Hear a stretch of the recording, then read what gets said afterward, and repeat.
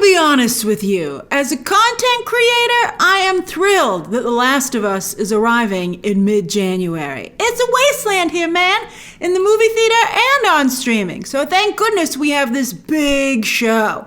And I'm sure many of you who enjoy genre content feel the same way from a fan perspective. We're not getting any major shows again until March 1st with The Mandalorian. Pedro Pascal is eating good. He is getting paid. He is getting paid, and we will discuss that. He is the best part about this show, hands down. So he's earning this paycheck. But anyway, I'm very happy that this show is here. And I'm going to try and break it down every week. Let's see if people are interested. There wasn't enough interest to do that for Andor, and I'm hoping that's not the case with The Last of Us. But I got to tell you, I'm not so sure. I'm not so sure. The hype for this show is that HBO hopes, they've got their fingers crossed, that this will be another Game of Thrones House of the Dragon for them. But I'm thinking, at first I was thinking more Westworld, especially with the intro credit sequence, which is so much like Westworld stylistically that if you told me this was a spin-off from Westworld, I would believe you. And I thought it was weird that they would make audiences think of Westworld during the opening credit sequence because that show wasn't that successful. So it's like, why would you want to put anybody in a Westworld kind of mood? But then, the more I thought about the show after watching the first 4 episodes, they gave me the first 4 of 9 episodes, I started to think, you know what this is actually even more like? Watchmen. Watchmen was so good, but nobody watched it. It was horrible. It was so bad that nobody watched Watchmen. It was such injustice. It was such an incredible show. And it was also based on very popular source material, but it expanded upon it. This kind of expands on The Last of Us. I don't think actually enough, to be honest with you. But yeah, I'm thinking Watchmen. And one of the reasons is that The Last of Us is also extremely progressive. The game was very progressive, but the show is like Last of Us 2 level progressive. I think going maybe even beyond that. But while Watchmen largely focused on race, The Last of Us adds a significant amount of focus on LGBT representation, far more than the original game ever had. They stepped up that kind of LGBT representation with the sequel, but this is even more than that.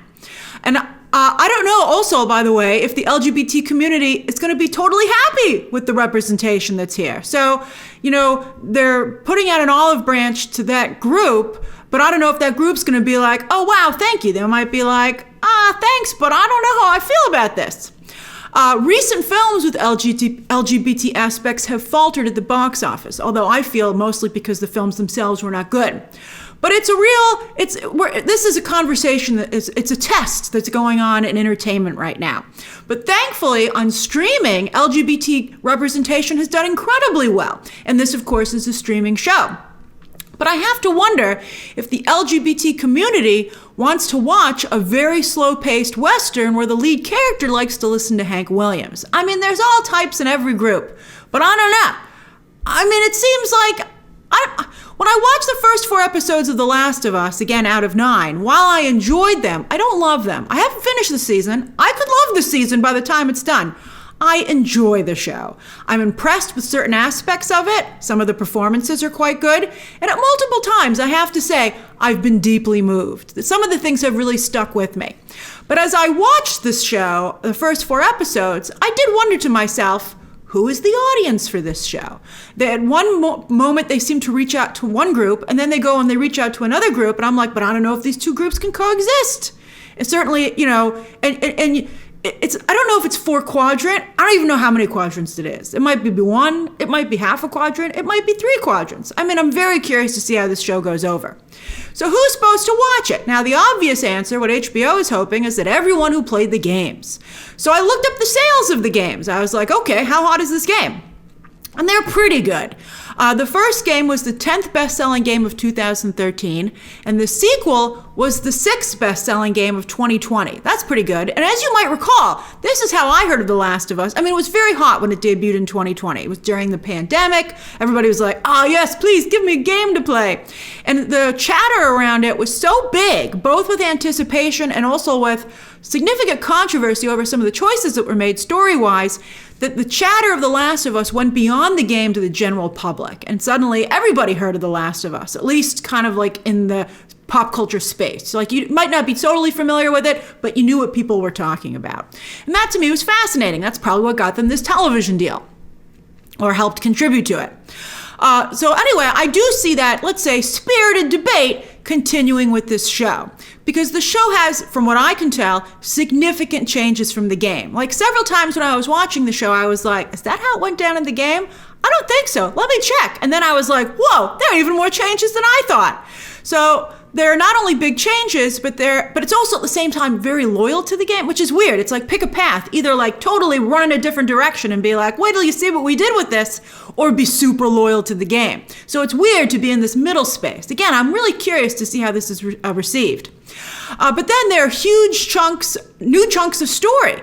But the addition of the story is not woven into the plot long term, but is like a side mission. And then the main story itself is very simple, with characters having like a main mission and then little submissions within that mission. Like a game. We need to go here, but first we need to get this. But this is not a game. This is a show. So instead of then, like in a game, they go, okay, we need to go here. Now you take over. And you're like, oh, all right, fine. This will be fun.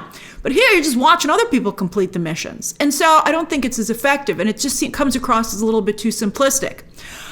As a show, The Last of Us is missing the narrative complexity that makes streaming shows so engaging. Multiple ongoing storylines that are woven together, and then you see how they all actually intertwine, themselves, not just within the show, but they kind of like cross each other's paths and stuff like that and influence each other.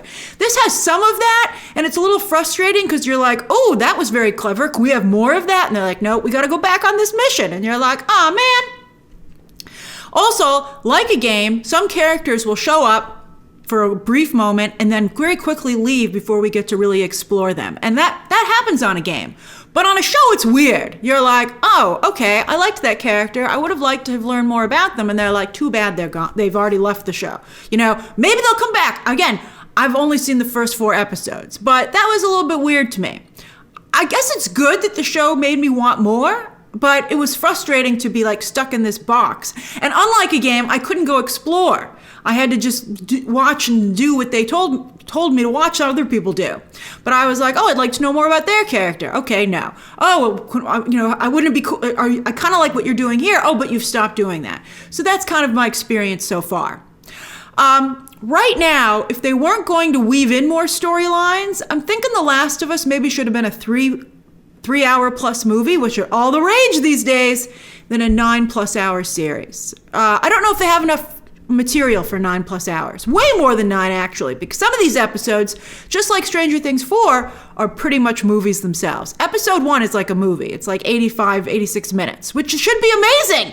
And it was kind of amazing with episode 1, to be honest with you. But the show has surprising little action, especially after the first episode, and surprisingly few clickers, aka zombies. I was like, you could have a few more zombies, I think. I don't even like zombies, but even I was like, I think we could have a couple more, quite frankly. Also, watching the show, I got genre whiplash. Is it The Walking Dead? Is it Contagion? Is it World War Z? Is it The Bridges of Madison County? And to be honest with you, so far, I don't see what makes The Last of Us its own unique thing. It just seems to, again, kind of like slip in and out of other famous movies and stories. For the most part, it just seems like a pretty standard post-apocalyptic Western to me. And I gotta tell you, historically, Westerns don't do very well. They had a real hot point like in the 50s and 60s when everybody loved them, but since then, very hard to get people to watch Westerns. I love Westerns, but that also means I have seen a lot of Westerns. So again, while I was watching this show, I was like, seems like a pretty standard Western to me. You have not yet impressed upon me what makes The Last of Us its own brand. The Walking Dead managed to do very well, having very large Western aspects to its story, but that had tons of zombie action every episode. And also, what makes The Last of Us not just HBO's copy of The Walking Dead? So far, I can't answer that question. So far, it just seems like HBO's answer to The Walking Dead, which is weird because HBO is supposed to be the trailblazer. They're not supposed to be copying other networks. So again, let's see what happens with the remaining 5 episodes. Episode 1 is going to go over, I think, pretty good, maybe even strong. It has the most action, and it plays like the first act. Well, I said it's like almost, it's an hour and a half, so it's a movie basically. But it feels like a first act because, of course, there's no conclusion because it's the first episode of a 9-episode season. So it plays like the first act of a zombie movie worthy of the big screen. And I think that's partially because they spent so much money on it, which is awesome. And it feels more like a movie, by the way, than Game of Thrones and House of the Dragon, which they also spend a tremendous amount of money on. But I think it's because we've seen so many mid-budget zombie movies out of Hollywood like this already. So you're like, oh yeah, it's like those other movies. It certainly can stand up next to them, but there's a lot to stand next to at this point. Episode 2 gets a bit more contagion-y, and I really like that. I thought that was great. I wish there was more of that on this show. I was like, that's the ticket. That's hot stuff. And the VFX on the fungus, that's pretty incredible. Particularly disturbing to someone like myself, who's a big germaphobe, and as many of you know, lost all of my belongings to mold a while back. So I'm like, mold is evil. You don't gotta convince me.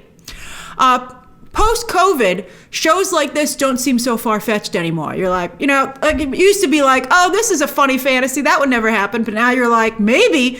I don't want to have any spoilers, but the show does a good case of making you feel this is not a ridiculous scenario. So, like whenever I watch any post-apocalyptic content these days, I find myself taking notes. I'm like, all right, if this ever does happen, I'll remember that I watched this show. And on that note, that brings me to episode 3, which is the Bill and Frank episode. And for those of you who are fans of The Last of Us, Bill is a survivalist. And I gotta tell you, Bill is a frickin' genius. I love Bill. I'm like, Bill, you have so many good ideas. I can't believe it. The coolest survivalist I've ever seen. But as for episode 3, this is the episode that will make or break this show. It will determine its fate. Now, I'm very curious to see how audiences react to it. Again, no spoilers, but I will just say, I cried my eyes out. This is the saddest story I've ever seen since Life is Beautiful. That's the last time I cried that hard. And some people love a good cry. I'm not one of them, but I cried. I was very moved. It really stuck with me, this episode. But I don't know if that's what people want from their Sunday night appointment HBO television.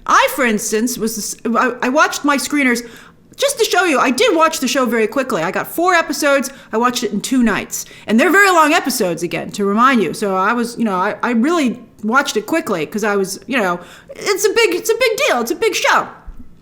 So on night 2, which started with episode 3, I sat down, I made a big thing about it, I planned a special dinner, I was like, this is gonna be so great. And then there I was on my sofa, just absolutely in tears and a mess. And so, I'm curious, again, to see what the reaction is, because, not only what people anticipate from this show, but what do they anticipate from their Sunday night experience? HBO is supposed to deliver a fun, exciting, thrilling evening. How are people going to feel when it's just absolutely emotionally devastating? All right, so episode 4 starts to pick up the action a bit more, and I think Melanie Linsky's new character, she's a new character created for the show, but to me she seems almost like a take on what I've heard of Abby from part 2. We'll find out.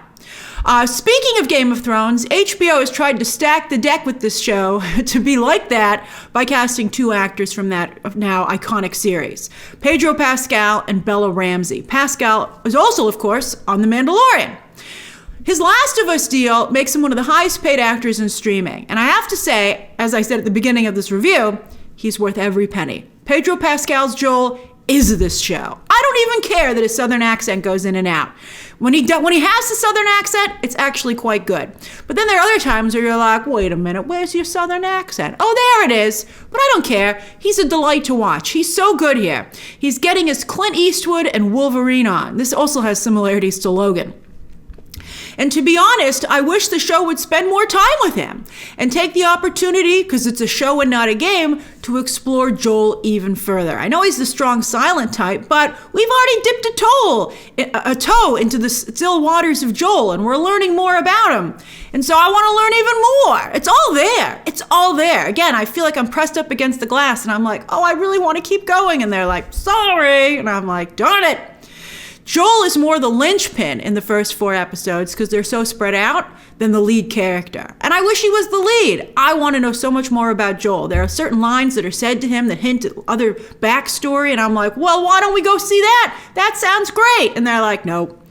But Pedro Pascal is fantastic. The best role he's had to date. I'm a big Pedro Pascal fan. I think he's very talented. I loved him in Wonder Woman 1984. I don't think he got enough credit for how incredible he was in that movie. But that movie, that was a real mess. But anyway, I have seen his projects again and again fail to find an audience. Mando's a hit, but he's rarely on camera, and Grogu and Star Wars canon does a lot of the heavy lifting there and being part of the Filoniverse. So if The Last of Us doesn't make Pedro Pascal a big star in his own right, and I know that there will be fans of his, and he has a small but potent fandom. And I know some of you will be like, but he already is a big star. A star to you, sure. But I'm talking able to open a movie, and he hasn't been able to do that. If he can't do that after this, nothing's going to put him there. And that just happens to some actors. Ryan Gosling also just can't connect. It just happens to some actors. But Pedro Pascal, he's getting paid here, so he's already going to have a big bag. So good for him. And again, he earns every penny. He is phenomenal on the show. Bella Ramsey, to me, not as phenomenal, but it's not entirely her fault. I don't know how well cast she is, though, to be honest with you.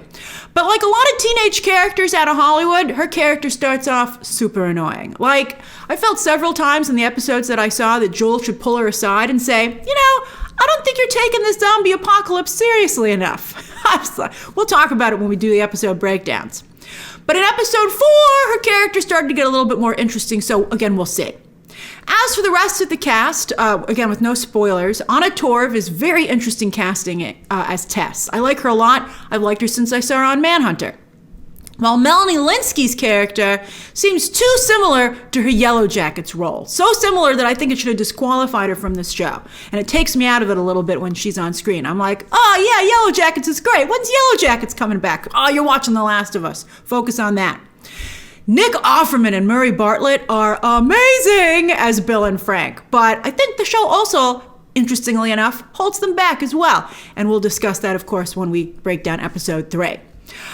So I like The Last of Us. I like it. And as a fan of this kind of content overall, even if there was a lot of stuff going on right now, as HBO Max and HBO's big Sunday night show, I would continue to watch this. Just like I watched Watchmen and didn't cover it, but I watched Watchmen because nobody was watching Watchmen either, unfortunately. But I would continue to watch this. I'm invested. I want to see where it goes. But I'm not sure if a huge number of people are going to be like me. And I'm worried also about a toxic cloud forming around this show due to some of the changes in how progressive it is. Because unfortunately, there are some groups that's how they earn their living. And The Last of Us, I feel, gives them ammunition. I'd say as someone who hasn't played the game and isn't a big zombie fan, to me, the biggest problem with The Last of Us is that it's directionless. It seems to wander. And I'm sure, again, some people will be like, I love wandering, Grace.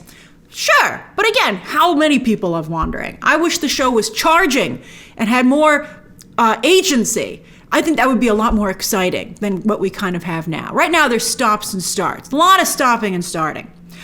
I'd say it even wandered. I was tempted to maybe make an Andor comparison. I don't think, as of yet, it's never as good as Andor got. But Andor took a long time to get there. So again, I haven't seen the final 5 episodes of the season. But I don't think it's ever as boring as the boring parts of Andor. It's like right between those two, right? But Andor, even when it was boring, had an overall direction to it in that it had very strong social commentary and political commentary and stuff like that. But The Last of Us doesn't have that either. So again, it's a lot of stopping. It's a lot of standing around and waiting for Joel to tell us what to do. So that's my non-spoiler review of The Last of Us, which I do plan to break down weekly if there's enough interest. I'll definitely be breaking it down on Sunday night. We'll see. We'll see. Episode 1, that's the big Sunday night show. It's a great an hour and a half episode. So get your dinner ready, buckle in, and then I'll have my breakdown ready for you, after you've watched it. But we'll see. And again, I think the show is going to go pretty strong until episode 3, which will be the big test as to whether or not this show is going to be another Watchmen, or maybe it could reach Game of Thrones, Walking Dead levels of popularity. We'll see. We'll see. All right, share your thoughts down below, subscribe today, and of course, as always, you can check out some more videos right now.